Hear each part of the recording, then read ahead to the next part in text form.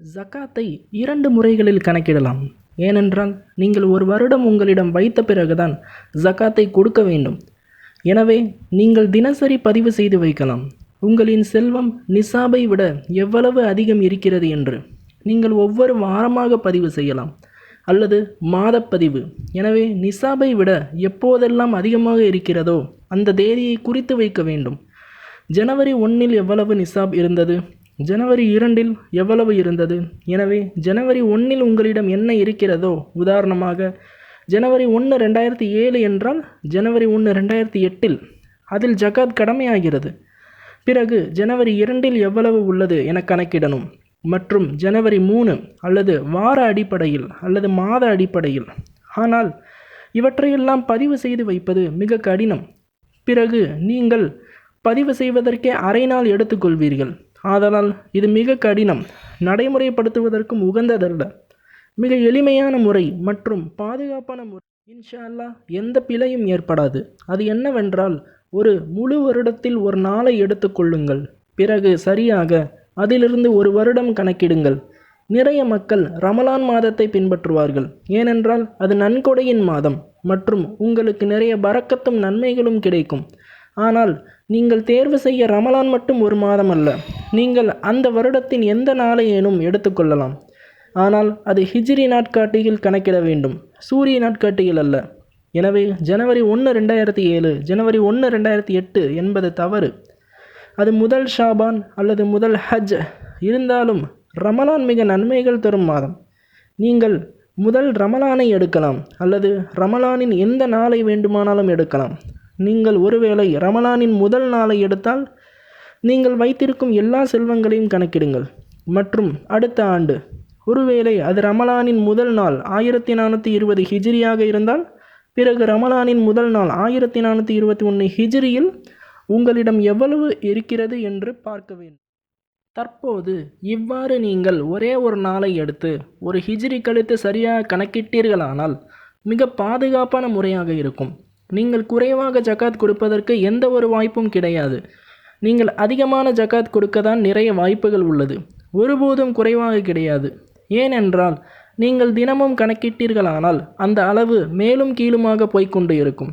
ஆனால் நீங்கள் ஒரு வருடத்தின் குறிப்பிட்ட ஒரு நாளை எடுத்தீர்களானால், எந்த நாளை நீங்கள் எடுத்தாலும் அது ஒருவேளை அந்த ஒரு வருடத்தின் மிக குறைவான சேகரிப்பாக, குறைவான சேமிப்பாக இருந்தாலும் நீங்கள் குறைந்தபட்ச ஜகாத்தை கொடுத்து விடுவீர்கள்.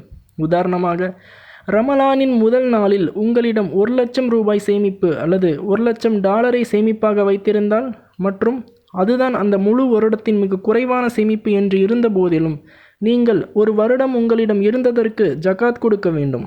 எனவே நீங்கள் $2,500 அல்லது $2,500 செலுத்த வேண்டும். இது பாதுகாப்பானது.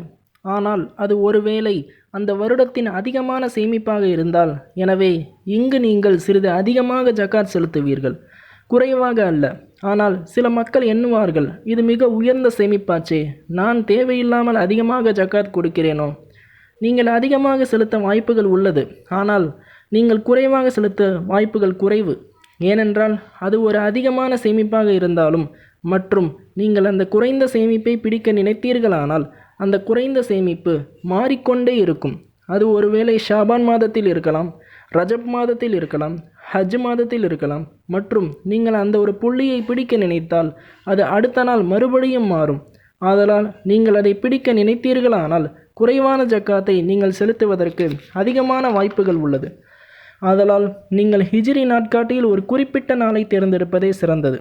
மற்றும் அடுத்தடுத்த வருடமும் அதே நாளை எடுங்கள். எனவே நீங்கள் ஒருபோதும் குறைவான ஜக்காத்தை செலுத்த மாட்டீர்கள், அதிகமாக தான் செலுத்துவீர்கள். ஏனென்றால் செல்வம் மேலும் கீழுமாக மாறிக்கொண்டே இருக்கும். நீங்கள் உங்களிடம் ஒரு வருடம் முழுவதும் இருந்ததற்கு செலுத்த வேண்டும்.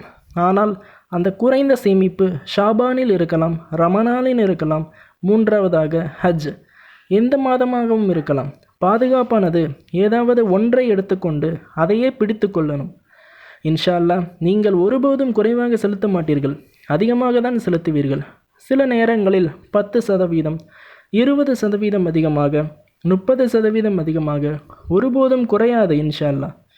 எனவே இதுவே பாதுகாப்பான முறை மற்றும் சிறந்த முறை. மற்றும் இந்த நாளில் நீங்கள் எந்த நாளை தேர்ந்தெடுத்தாலும் நீங்கள் உங்களுடைய எல்லா சேமிப்பையும் கணக்கிட வேண்டும். அது பணமாக இருந்தாலும் உங்கள் வங்கி இருப்பு என்ன, நீங்கள் எந்த தங்கம் வைத்துள்ளீர்கள், நகைகளாக இருந்தாலும் சரி, நீங்கள் எந்த பங்குகளை வைத்திருந்தாலும், எந்த முதலீடாக இருந்தாலும், இது எல்லாவற்றையும் நீங்கள் ஒன்றாக போட வேண்டும். அல்லது உங்களுடைய வணிகம், உங்களின் பங்கு வர்த்தக வணிகம் எல்லாவற்றையும் ஒன்றாக போட வேண்டும். நீங்கள் ஒருவரிடமிருந்து சில தொகையை பெற வேண்டி இருந்தால் அதையும் கணக்கிட வேண்டும். ஏனென்றால் அவன் சிறிது தாமதமாக கொடுத்திருக்கலாம், ஆனால் அதுவும் உங்களது சொத்துதான். அல்லது நீங்கள் ஒருவரிடம் கடன் கொடுத்துள்ளீர்களானால் அதையும் கணக்கிட வேண்டும். ஆனால் நீங்கள் யாருக்காவது பணம் கொடுக்க வேண்டியிருந்தால் அது உங்கள் தொகையிலிருந்து கழிக்கப்பட வேண்டும்.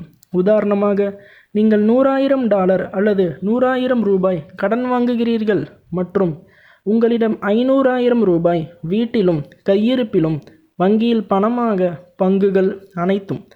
எனவே நீங்கள் 500,000 100,000 கழித்து மீதமுள்ள 400,000 மட்டும் ஜகாத் கொடுக்க வேண்டும்.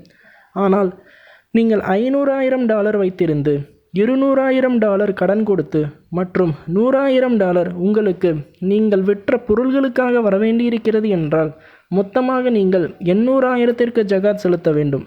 எனவே எல்லாவற்றிலும் ஒரு வருடத்தின் குறிப்பிட்ட நாளில் கணக்கிட வேண்டும் மற்றும் அதில் 2.5% ஜகாத் செலுத்த வேண்டும்.